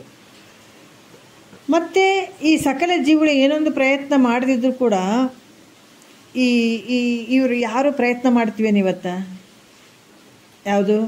ಜಾಗ್ರ, ಸ್ವಪ್ನ, ಸುಸುಪ್ತಿ, ಇವೆಲ್ಲ ಹೆಂಗಾಗ್ತವ ಅಂತಂದ್ರೆ ಏನೊಂದು ಪ್ರಯತ್ನವನ್ನು ಮಾಡದಿದ್ರು ತಮ್ಮಷ್ಟಕ್ಕೆ ತಾವೇ ಹುಟ್ಟಿ ನಾಶವಾಗಿ ಹೋಗುವಂಥ ಜಾಗ್ರದ 3 ಅವಸ್ಥೆಗಳು ಅದಾವೆ. ನಾವು ಯಾರು ಇವತ್ತು ಎಚ್ಚರ ಆಗಬೇಕು ಅಂತ ನಾವೇನು ಪ್ರಯತ್ನ ಪಟ್ಟವರಲ್ಲ, ನಿದ್ದೆ ಮಾಡಿದಾಗ ಕನಸು ಬಿಡ್ಬೇಕಂತ ಪ್ರಯತ್ನ ಪಟ್ಟವರಲ್ಲ, ಸುಸುಪ್ತಿ ಅವಸ್ಥೆಗೆ ಹೋಗ್ಬೇಕಂತ ನಾವು ಪ್ರಯತ್ನ ಪಟ್ಟವರಲ್ಲ. ಪ್ರಯತ್ನ ಪಟ್ಟಿದ್ರು ಕೂಡ ಬರೋಂಗಿಲ್ಲ, ಅದು ಆಟೋಮೆಟಿಕ್ ತಮ್ಮಿಂದ ತಾವೇ ಬರುವಂಥವು. ಒಂದು ಕಳ್ಳರಿಗೆ ಅನ್ನಬೇಡ್ರಿ, ಒಂದು ಸುಳ್ಳಿಗೆ ಅನ್ನಬೇಡ್ರಿ, ಪ್ರತಿಯೊಬ್ಬರಿಗೆ ಎಲ್ಲರಿಗೂ ಅದಾವು ಇವು 3 ಅವಸ್ಥೆಗಳು. ನೀ ಪ್ರಯತ್ನ ಪಟ್ರೇನೋ ಪ್ರಯತ್ನ ಪಡದೇ ಇದ್ದರೂ ಕೂಡ ಇವು ಹುಟ್ಟುತ್ತಾವ, ತಾವೇ ನಾಶ ಆಗಿ ಹೋಗುವಂಥದ್ದು ಈ ಜಾಗ್ರ ಸ್ವಪ್ನ ಸುಸುಪ್ತಿಯ ಒಂದು ಸ್ವರೂಪ ಅವಸ್ಥೆಗಳು. ಅವು ತೋರಿ ಅಡಗಿದ ಕೂಡಲೇ ಇವೆಲ್ಲ ತೋರ್ತಾವಲ್ಲ, ತೋರಿ ತಮ್ಮಷ್ಟಕ್ಕೆ ತಾವೇ ಇವು ನಾಶ ಆಗಿ ಹೋಗುವಂಥವು ಇವು. ಅದಕ್ಕೆ ಇಲ್ಲಿ ಕೂಡ ಅವು ತೋರಿ ಅಡಗಿದ ಮೇಲೆ ಉಳಿದಂಥ ಯಾವ ಸ್ವರೂಪ ಅದು ತೂರ್ಯ ಅವಸ್ಥೆ ಅಂತ ಹೇಳ್ಕೊಳ್ತದ. ಅದಕ್ಕೆ ಇಲ್ಲಿ ಹೇಳ್ತಾರಲ್ಲ, ತೂರ್ಯ ಅವಸ್ಥೆ ಅಂತಂದರೆ ಇಲ್ಲಿ ಇದು ಯಾವುದೂ ಇಲ್ಲ ಅಲ್ಲಿ. ಯಾವ ರೀತಿ ಅಂತಂದ್ರೆ ಪ್ರತಿಯೊಂದು ಈಗ ತಾವೇ ಹುಟ್ಟಿ ತಮ್ಮಷ್ಟಕ್ಕೆ ತಾವೇ ಹುಟ್ಟಿ ನಾಶಿಯಾಗಿ ಹೋಗುವಂಥ ಜಾಗೃತ 3 ಅವಸ್ಥೆಗಳು ಅದಾವಲ್ಲ, ಅವು ತೋರಿ ಅಡಗಿದ ಮೇಲೆ ಉಳಿದಂಥ ಒಂದು ಯಾವ ಸ್ವರೂಪ ಅದು ತೂರ್ಯ ಅವಸ್ಥೆ ಅಂತ ಹೇಳುವಂಥದ್ದು. ಯಾಕಂದರೆ ಅದು ತನ್ನಷ್ಟಕ್ಕೆ ತಾನೇ ತೋರಿದ್ದೇನಿದು ತೂರ್ಯ ಅವಸ್ಥೆ ಇಲ್ಲ. ಅದಕ್ಕೆ ವರ ಜಾಗ್ರ, ವರ ಸ್ವಪ್ನ, ವರ ಸುಸುಪ್ತಿ ದಾಟಿ ಹೋಗ್ಬೇಕಾಗ್ತದ. ಅವು ಮುಂದೆ ಬರ್ತಾವೆ ಅವು ಕೂಡ. ಅದಕ್ಕೆ ಮಹಾತ್ಮರು ವಿಚಾರದಿಂದ ಹೋದ್ರೆ ಅವರು ವರ ಜಾಗ್ರವನ್ನು ಮಾಡ್ಕೊಂಡ್ರು, ವರ ಸ್ವಪ್ನ ಮಾಡ್ಕೊಂಡ್ರು, ವರ ಸುಸುಪ್ತಿ. ಆದರೆ ಈ ತೂರ್ಯ ಇವೆಲ್ಲ ಪ್ರಯತ್ನ ಪಡಬೇಕಾಗ್ತದೆ. ತೂರ್ಯ ಅವಸ್ಥೆ ಅದರ ತನ್ನಷ್ಟಕ್ಕೆ ಇವು 3 ಏನು ಜಾಗೃತ ಅವಸ್ಥೆಗಳು ಬಂದವು ಓದು. ಯಾರು ಪ್ರಯತ್ನ ಮಾಡಿದ್ರು ಕೂಡ ಕೆಲವು ಸಲ ಬರ್ತಾವೆ ಹೋಗ್ತಾವೆ. ಅಜ್ಞಾನಿಗಳಿಗೂ ಇವು ಅದಾವ, ಎಲ್ಲರಿಗೂ ಅದಾವಲ್ಲ, ತಮ್ಮಷ್ಟಕ್ಕೆ ತಾವು ಬರ್ತಾ ಹೋಗ್ತಾವೆ. ಆದರೆ ಇದು ಯಾವುದು ಅಂದರೆ ತೂರ್ಯ ಅವಸ್ಥೆ ಅದು ತನ್ನಷ್ಟಕ್ಕೆ ತಾನೇ ತೋರ್ತದೇನ್ರಿ ಅಂದರೆ ಹಂಗೆ ತೋರಂಗಿಲ್ಲ. ನೀನು ಎಷ್ಟು ಸಾಧನೆಯ ಮೂಲಕ ಪ್ರಯತ್ನ ಪಡ್ತಿದ್ದಿ ಅಷ್ಟು ನಿನಗೆ ಈ ತೂರ್ಯ ಅವಸ್ಥೆ ನಿನಗೆ ತೋರುವಂಥದ್ದು ಅವಾಗ ಗೊತ್ತಾಗ್ತದೆ. ಮತ್ತು ಅಭ್ಯಾಸದ ಮೂಲಕ ನಾವು ಊಟ ಮಾಡ್ತೀವಿ. ಆದರೆ ಊಟ ಮಾಡಿದ ಮೇಲೆ ನಾವು ಕರಗಬೇಕಲ್ಲ. ಊಟ ಆದಮೇಲೆ ಅದು ಕರಗಕ್ಕೆ ಟೈಮ್ ಬೇಕಾಗ್ತದೆ. ಅದ್ರಾಗ ಗುರುವಾಕ್ಯ ಕೇಳಿದ ಮೇಲೆ ಅದನ್ನು ತಾನೇ ಕರಿಗಿಬಿಡ್ತದೆ. ಊಟ ಮಾಡಿದ ಮೇಲೆ ನಮಗೆ ಹೊಟ್ಟೆಯಲ್ಲಿ ಏನು ಊಟ ಮಾಡಿರ್ತೀವಿ ಅದನ್ನು ತಾನೇ ಅಲ್ಲಿ ಕರಿಗಿಬಿಡ್ತದೆ. ಅದ್ರಾಗ ಗುರುವಾಕ್ಯ ಕೇಳಿದ ಮೇಲೆ ತಾನೇ ಅಳವಡಿಸ್ಬಿಡ್ತದೇನ್ರಿ ಅಂತಂದ್ರೆ ಹಂಗಲ್ಲ. ಗುರುವಾಕ್ಯ ನಾವು ತಗೊಂಡ ಮೇಲೆ ನಾವು ಪ್ರಯತ್ನ ಪಟ್ಟು ಅದನ್ನು ಅಳವಡಿಸ್ಕೊಳ್ಬೇಕಾಗ್ತದೆ. ಅದನ್ನು ತಿಳ್ಕೊಳ್ಬೇಕಾಗ್ತದೆ. ಇದಕ್ಕೆ ಸಮಯ ಬೇಕಾಗ್ತದೆ. ಊಟ ಮಾಡಿದ ಮೇಲೆ ಜೀರ್ಣ ಆಗೋದಕ್ಕೂ ಸಮಯ ಬೇಕಾಗ್ತದೆ. ಗುರುವಾಕ್ಯ ಕೇಳಿದ ಮೇಲೆ ಅದನ್ನು ಅಳವಡಿಸ್ಕೊಂಡು ಅದನ್ನು ನಮ್ಮ ಒಳಗಡೆ ಚಿಂತನೆ ಮಾಡಿ ಅಳವಡಿಸ್ಕೊಳ್ಳೋಕ್ಕೂ ಕೂಡ ಸಮಯ ಬೇಕಾಗ್ತದೆ. ಹಾಗಾಗಿ ಇದು ಮತ್ತೆ ಸುಮ್ಮನೆ ಆಗ್ತದೆ. ತೂರ್ಯ ಅವಸ್ಥೆ ಅಂದರೆ ಎಲ್ಲರಿಗೂ ಆಗಂಗಿಲ್ಲ. ಇದು ತೂರ್ಯ ಅವಸ್ಥೆ ಎಲ್ಲರಿಗೂ ಆಗಂಗಿಲ್ಲ. ಯಾರ ಅಭ್ಯಾಸದ ಮೂಲಕ ಇದನ್ನು ಪ್ರಯತ್ನ ಪಡ್ತಾರ ಅವ್ರಿಗೆ ಮಾತ್ರ ಆಗುವಂಥದ್ದು. ಇದು ನಾವು ಪಕ್ಕ ತಿಳ್ಕೊಳ್ಬೇಕು. ಈ ರೀತಿ ಅಭ್ಯಾಸದಿಂದನೇ ಮಾತ್ರ ಇದು ಪ್ರಾಪ್ತಿಯಾಗ್ತದೆ ತೂರ್ಯ ಅವಸ್ಥೆ. ಅದಕ್ಕೆ ಈ ಮಾಯಾ ಶರೀರದ ಧರ್ಮವು ಈ ಮಾಯೆಗೆ ಸಾಕ್ಷಿಯಾದ ಆತ್ಮನಿಗೆ ಇಲ್ಲ ಅಂತ ಕೂಡ ಹೇಳ್ತಾರೆ. ಈಗೇನು ಹೇಳ್ತಾರೆ 8ನೇ ನುಡಿಯಲ್ಲಿ, ಆ ಮಾಯಾ ತನು ಧರ್ಮವು ಆ ನಿಜಾತ್ಮನಿಗಿಲ್ಲ. ಆ ಮಾಯೆಯನ್ನು ಕಾಣ್ಬೇಕತ್ತದಿಂದ ಆ ಮಾಯೆ ಕಾಣಿಸಿಕೊಂಬುದಾಗಿ ಪುಸಿ ಆ ಮಹಾದೃಷಿ ಮಾತ್ರವಾದ ಸತ್ಯ. ನೋಡ್ರಿ, ಆ ಸ್ಥಾನದಲ್ಲಿ ನಿಂತ್ಕೊಂಡಾಗ ನೋಡಬೇಕು. ಅದು ಕೂಡ ಸುಳ್ಳಾಗಿಬಿಡ್ತದೆ. ನಾವು ಅಂದ್ಕೊಂಡಿರ್ತೀವಿ ಎಲ್ಲವನ್ನ ದಾಟಿ ಬಂದಿದ್ದೀವಿ, ಇನ್ನು ಆ ಮಟ್ಟಕ್ಕೆ ನಿಂತು ಬಿಟ್ಟಿದ್ದೀವಿ ಅನ್ನಿಸ್ಬಿಟ್ಟಿರ್ತದೆ. ಆದರೆ ಅದು ಸುಳ್ಳೈತಪ್ಪ ಅಂತಾರೆ. ತೂರ್ಯ ಅವಸ್ಥೆಯಲ್ಲಿ ಏನೊಂದಿಲ್ಲ ನಮಗೆ. ಆದರೂ ಕೂಡ ಅಲ್ಲಿ ಏನಿರ್ತದೆ, ಮಾಯಾ ಒಂದು ಶರೀರದ ಇರ್ತದೆ. ಮಾಯಾ ಶರೀರ ಒಂದೇ, ಬೇರೆ ಏನೂ ಇಲ್ಲ ಅಲ್ಲಿ. ಅಂದ್ರೆ ಆ ಸಾಕ್ಷಿ ರೂಪ ಒಂದೇ ಇರ್ತದೆ ಅಲ್ಲಿ, ಬೇರೆ ಏನೂ ಇರೋಂಗಿಲ್ಲ. ಅದಕ್ಕೆ ಆ ಮಾಯೆಗೂ ಕೂಡ ನಿನ್ನ ಸ್ವರೂಪ ಸಾಕ್ಷಿ ಅದ. ಅದಕ್ಕೆ ಇಲ್ಲಿ ಹೇಳ್ತಾರೆ ಆ ಮಾಯ ಶರೀರದ ಧರ್ಮವು ತನಗಿಲ್ಲ. ನೋಡ್ರಿ, ಹೇಳ್ತಾರಲ್ಲ, ಮಾಯಾ ತನು ಧರ್ಮವು ಆ ನಿಜಾತ್ಮನಿಗಿಲ್ಲ. ಆ ಮಾಯನ್ನು ಕಾಣ್ಬೇಕತ್ತದಿಂದ ಆ ಮಾಯನ್ನು ಕೂಡ ನೀನೇ ನೋಡುವಂಥವನಾಗಿಬಿಡ್ತಿ. ಮಾಯೆ ಹೆಂಗದಂದ್ರೆ ತನ್ನಿಂದ ಅರಿಸಿಕೊಳ್ಳುವಂಥದ್ದದ. ನಿನ್ನ ನಿಜ ಸ್ವರೂಪ ನೋಡ್ರಿ ಎಲ್ಲೆಲ್ಲಿಗೆ ಹೋಗ್ತದೆ ನೋಡ್ರಿ. ಅದಕ್ಕೆ ಇದು ಕೂಡ ತನ್ನಿಂದ ಅರಿಸಿಕೊಳ್ಳುವುದರಿಂದ ಇದು ಮಿಥ್ಯೆ ಐತೆ. ಅರಿಯುವಂಥ ತಾನು ಎಲ್ಲ ಕಡೆಗೆ ಪರಿಪೂರ್ಣನಾಗಿರುವಂಥವನೇನು ನೀನು ಸತ್ಯವಾಗಿರ್ತೀರಿ ಅಂತ ನಿಶ್ಚಯ ಮಾಡು ಮೈತ್ರ. ನೋಡ್ರಿ, ಅದಕ್ಕೆ ಅಲ್ಲಿ ತೂರ್ಯ ಅವಸ್ಥೆ ಅನ್ನುವಂಥದ್ದು ಕೂಡ ಅಲ್ಲಿ ಮಾಯಾ ಶರೀರ ಇರ್ತದೆ, ಉಳಿದು ಅಲ್ಲ. ಅಲ್ಲಿ ಇದ್ದದಕ್ಕಾಗಿ ಅಲ್ಲಿ ಅದನ್ನು ಏನು ಅದೇ ಆತ್ಮನೇ ಅನ್ನುವಂಥ ಭಾವ ಇರ್ತದಲ್ಲಿ, ಅದನ್ನು ಕೂಡ ಅರ್ಥಕೊಳ್ಳುವಂಥದ್ದು ಇನ್ನೊಂದು ಸಾಕ್ಷಿ ಚೇತ ಇರ್ತದಲ್ಲ. ಹಾಗಾಗಿ ಅದು ಕೂಡ ಸುಳ್ಳಾಗ್ತದೆ. ಮಾಯಾ ಶರೀರದ್ದು ಕೂಡ ಅಲ್ಲಿ ಸುಳ್ಳಾಗ್ತದೆ. ಆದರೆ ನೀನು ಅದನ್ನು ಅರಿಯುವಂಥ ಏನಂದ್ರೆ ಎಲ್ಲ ಕಡೆಗೆ ಪರಿಪೂರ್ಣವಾಗಿರುವಂಥದ್ದು ನಿನ್ನ ಸ್ವರೂಪ ಐತೆ ನೋಡಿ. ಇದು ಸತ್ಯವಾಗಿರುವಂಥದ್ದು ಎಲ್ಲ ಕಡೆ ಐತ್ ಮೈತ್ರ ಅಂತ ಇಲ್ಲಿ ಹೇಳುವಂಥ ವಿಚಾರ. ಮತ್ತು ಇಲ್ಲಿ ಕೂಡ ಟೈಮಿಗೆ ಅದನ್ನು ಈಗ ಮತ್ತೆ 9ನೇ ನುಡಿ ಟೈಮ್ ಆಗ್ಯದ. ನಾಳೆ ಮಾತಾಡೋಣ. ಬೇಗ ಹೇಳೋದೇನು ಬೇಕಾಗಿಲ್ಲ. 9ನೇ ನುಡಿಯಿಂದ ನಾಳೆ ಮಾತಾಡೋಣ. ಭಾಳ ವಿಶೇಷವಾಗಿ ಹೇಳ್ತಾ ಇದ್ದಾರೆ. ಇದು ಹೆಂಗೈತೆ ಅಂತಂದ್ರೆ ಮುಂದೆ ಭಾಳ ವಿಚಾರಗಳು ಬರ್ತಾವೆ. ಅಷ್ಟಾಂಗ ಯೋಗಗಳು ಏನು ಬರ್ತಾವೆ, ಇದರಲ್ಲಿ ಹಲವಾರು ವಿಚಾರಗಳನ್ನು ತತ್ವವನ್ನೇ ಹೇಳ್ತಾ ಹೋಗ್ತಾರೆ ನಿಜಗೊಂಡ್ರು. ಭಾಳ ವಿಶೇಷವಾಗಿ ಹೇಳ್ತಾ ಹೋಗ್ತಾರೆ. ಜಾಗ್ರ, ಸ್ವಪ್ನ, ಸುಸುಪ್ತಿ ಇವೆಲ್ಲ ಮೀರಿ ನಂತರ ತೂರ್ಯಾತೀತನೇ ನಿನ್ನ ನಿಜವಾದ ಒಂದು ಸ್ಥಾನ, ತೂರ್ಯಾತೀತದ ಸ್ಥಾನ. ಇನ್ನು ಮಧ್ಯೆ ನಿಂತ್ಕೊಂಡು ಅಲ್ಲೇ ನಾನು ಮನೆ ಸೇರಿ ನನ್ನಂಗಿಲ್ಲಪ್ಪ. ಎಷ್ಟು ಅದ್ಭುತವಾಗಿ ಯಾಕೆ ಹೇಳ್ತಾರೆ ಈ ಮಾತು ಅಂತಂದ್ರೆ ಅಲ್ಲಿಗೆ ನಿಂತು ಬಿಡ್ತಾರೇನೋ ಅಂತ ಭಯ ಅವರಿಗೆ. ಅದೇ ಮನೆಯೇ ಶಾಶ್ವತದ, ಅದೇನೇ ಮುಕ್ತಿ ಅಂತ ನಿಂತ್ಕೊಂಡ್ಬಿಟ್ರೆ ಕಷ್ಟ ಆಯ್ತಂತಲೇ ಈ ತೂರ್ಯ ವಿಷಯವನ್ನು ಭಾಳ ತಿಳಿಸ್ತಾರೆ. ತಿಳಿಸಿ ಮತ್ತು ಮುಂದಿನ ಅವಸ್ಥೆಗೆ ಕರ್ಕೊಂಡು ಹೋಗ್ತಾರೆ, ಆ ನಿಜವಾದ ಮನೆಗೆ ಕರ್ಕೊಂಡು ಹೋಗ್ತಾರೆ. ನೋಡೋಣ ನಾಳೆ ವಿಚಾರದಾಗ ಏನು ಹೇಳ್ತಾರಂತ ಹೇಳಿ ಒಂದೆರಡು ಮತ್ತು ಗುರುಗಳ ಪಾದಕ್ಕೆ ಅರ್ಪಿಸಿ ಹರ ಓಂ.